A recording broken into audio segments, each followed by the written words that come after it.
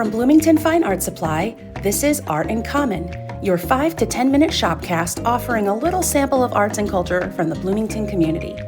I'm Heather Farmer, your host and the art nerd in charge at BFA Supply. Today, we're talking about folk art, specifically gourd art, and what happens when creativity grows out of tradition, utility, and shared knowledge. Believe it or not, gourds are among humanity's oldest creative materials, used for thousands of years across many different cultures as vessels, instruments, and containers long before they were considered decorative. That history gives gourd art a rare continuity. It's both ancient and alive, shaped by hands solving practical problems and eventually by hands that wanted to leave a mark. To me, folk art has always felt like art that remembers where it came from. It's shaped by habits and histories passed from one person to another. Before galleries, before art school, heck, before art supply stores, these were objects made to be used, gifted, or lived alongside, and sometimes decorated simply because someone felt compelled to make them beautiful. Today, gourd art continues to evolve, rooted in tradition but shaped by the artists who keep showing up to learn, experiment, and share what they know. For today's studio visit, we'll hear from Greg Olson, a local gourd artist, the current Vice President of the Indiana Gourd Society, and co-chair of the Society's annual show. Greg works at the intersection of tradition and experimentation, and his practice reflects the long lineage of gourd art as folk art, taught person to person, refined over time, and always open to reinterpretation.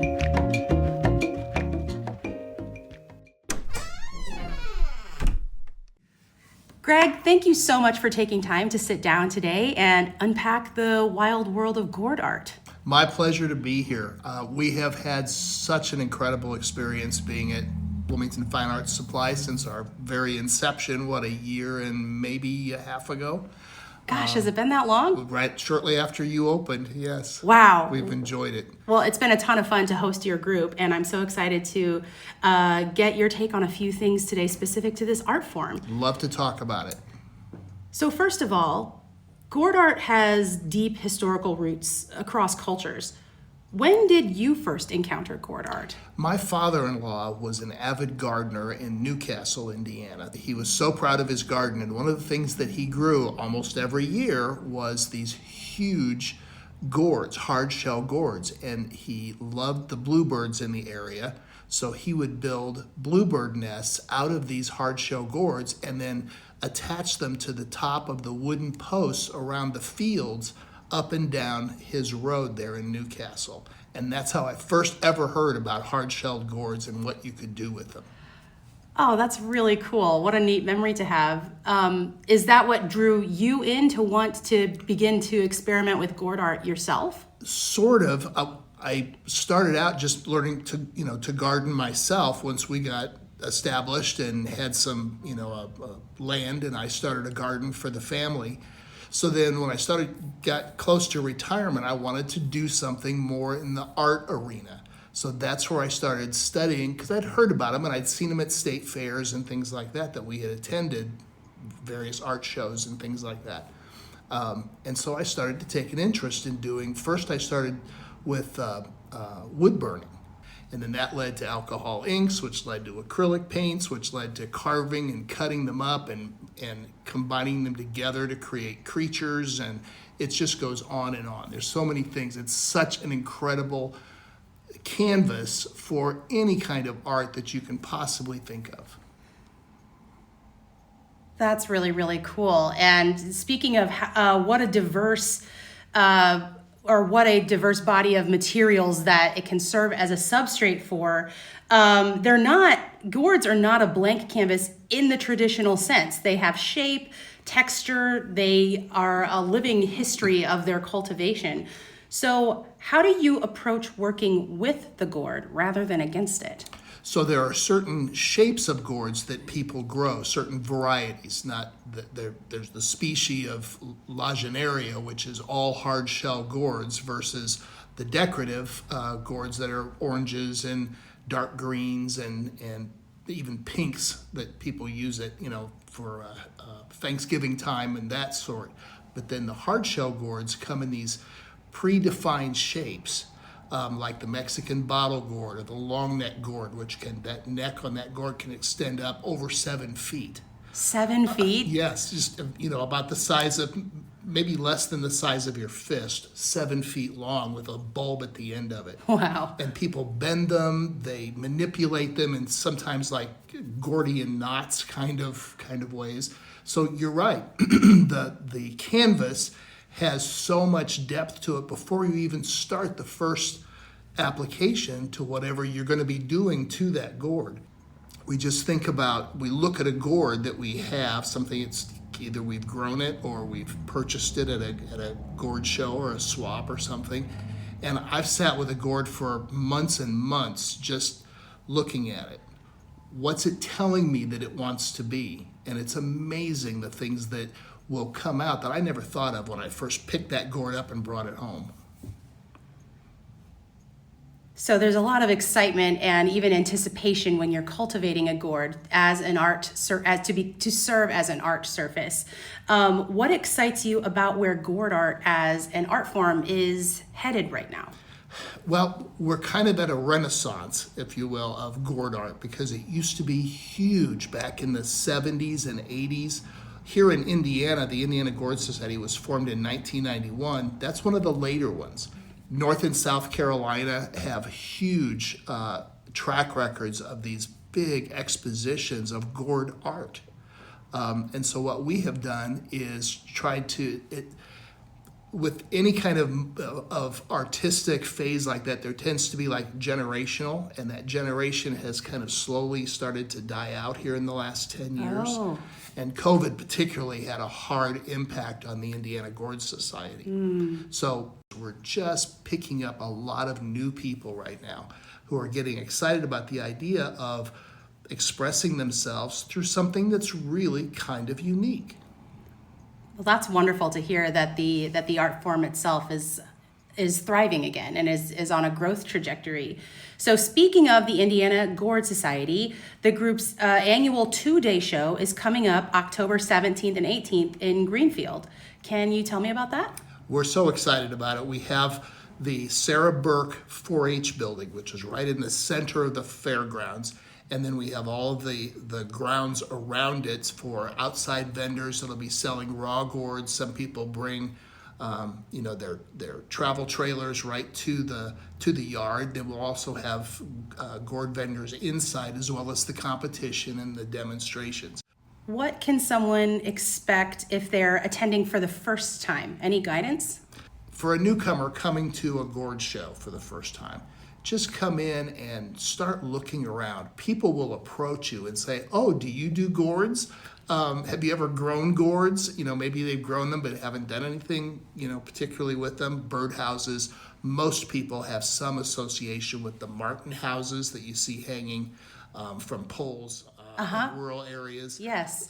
That kind of thing. And so just come and start a conversation, or be there for a conversation to start for you and participate. Ask questions, ooh and ah, all the incredible array of artistic expression that you'll see at one of these shows. Shifting focus to the Gourd Society meetups that happen here at the shop, what would you say to someone who's curious but doesn't yet consider themselves a gourd artist or even a gourd crafter, but they are interested in maybe dipping their toes in? What would you say to that person? I'd say that's the exact same path I took. Just feeling like I want to do something, to create something that I hadn't before. I was, in the world of insurance, in the world of administration, never been particularly artistic. And so that's a great way to come in, come for one of our meetings and just to get to know the people who are here. We're currently working on a multi-month project of creating rain sticks. So it's just really informal. It's a small gathering. Knock on wood that it stays. We can in your room. But yeah, we're just really open to people coming and just learning something new, perhaps. You help lead the Indiana Gourd Society and co-chair its annual show. What role do gatherings, meetups, demos, shows, what role do these events play in keeping the art form alive? Oh, they're essential, I think, to bringing new people into the art form. It's the way, you referred to it earlier as folk art, and it truly is. You don't go to college to study, gourd artistry. It's passed on from somebody who's been doing it for some period of time, that has come up with a technique of their own, perhaps, or they have learned from someone else, and so you're just passing it on. And that seems to be part of the fun of working with gourds, is the people that you meet along the way, the people who have taught you, the people that have gravitating toward you to perhaps learn something that you could pass on to them. So the gourd shows are just a wonderful way, as well as the gourd meetings each month that we have here, a wonderful way to connect with new people and to make a new friend. Greg, I love that kind of verbal tradition aspect of the Gourd Society, both the group that meets here locally, but also as a national organization. And being able to host the group and really see those meetings unfold and watch that verbal tradition in action is an immense privilege, as is having some of your time today. Thank you so much for coming on and sharing a little bit with us about this practice. Always love talking to you, Heather. Thank you. If gourd art is new to you, or if you've been circling it with curiosity, the Indiana Gourd Society's monthly meetup is a wonderful place to start. The group meets in our Creative Commons studio on the third Tuesday of each month from 5:30 to 7:30 p.m. It's all ages, entirely free, open to everyone, and you don't need prior experience, special tools, or even a polished idea. Just a willingness to learn in community. And if you want to see the full spectrum of what gourd art can be, mark your calendar for October 19th and 20th in Greenfield, when the Indiana Gourd Society will host its annual 2-day show. It's a celebration of skill, tradition, and the many directions this art form can take. One material that's showing up more and more in contemporary gourd art is alcohol ink, especially for artists who want bold color, fluid movement, and quick experimentation. At the shop, we carry Jacquard Pinata alcohol inks in both 1/2 ounce and 4 ounce bottles, and they're a great fit for gourds because they respond so well to their varied surface. Alcohol inks flow into natural curves and textures, letting the shape of the gourd guide the composition. You can build layered color, create marbling effects, or let gravity and evaporation do their thing. Once dry, they're waterproof, extremely light-fast, and indelible. Qualities that suit a medium meant to be handled, shared, and often carried far beyond the place where it was made. If you're curious about alcohol inks, come see us at the desk. We'll be glad to show you the range of color swatches we painted ourselves and tell you all about this vivid and flexible medium. Thanks for listening to Art in Common. You can find more information about the Indiana Gourd Society's monthly meetup in today's edition of Paint Can Press and on our website. And when curiosity gets the better of you about those alcohol inks, be sure to stop in and say hello. We'll look forward to seeing you around, and maybe at the gourd table.